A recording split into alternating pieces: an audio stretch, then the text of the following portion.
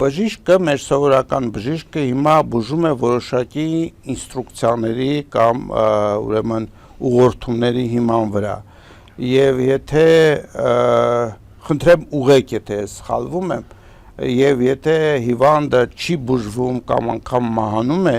եթե բժիշկը ճիշտ է կատարել այդ ուղղորդումները, ապա նա ոչ մի պատասխանատվություն չի կրում այդ ամբողջ։ Բնական է, ինչ խոսք։ Ասում ենք պետք է փորձենք, փորձում ենք։ Փորձենք ձեզ օգնել եւ այլն, բայց նախ պետք է ուրեմն սկսենք այստեղից։ Իսկ ինչ է նշանակում բժիշկ։ Բժիշկ բուժել բառն է, չէ՞։ Մարդը բժիշկ բուժել։ Բուժել բառը չի, պետք է բժիշկը բուժի, չէ՞, ուրիշ ինչ պետք է անի, խոմ մեքենա չի պատրաստելու։ Այսինքն բարձրալի ուժ։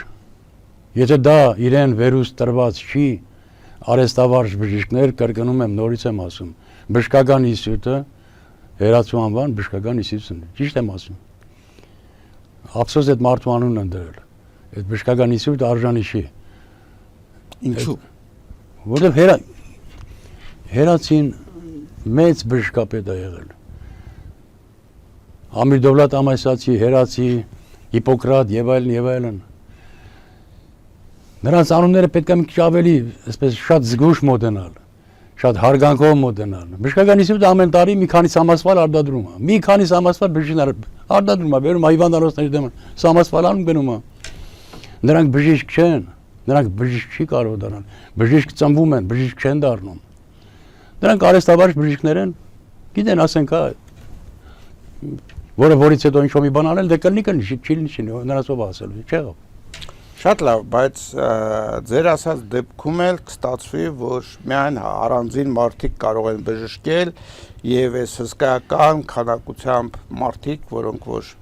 աշխարհում կան, իրենք չեն կարող այդ բժշկական։ Ես գտնում եմ, որ պետք է սիմպոզիում կազմակերպել ցանկացած յուրաքանչյուր հիվանդի համար նստեն տարբեր